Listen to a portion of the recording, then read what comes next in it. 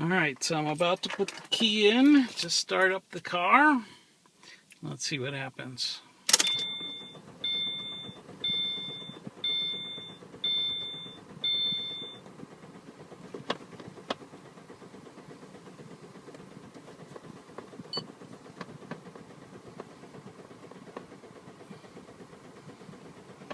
Unbelievable.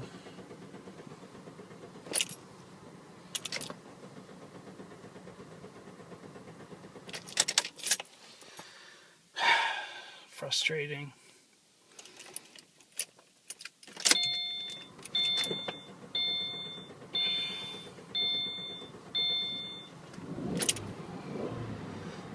And there we go.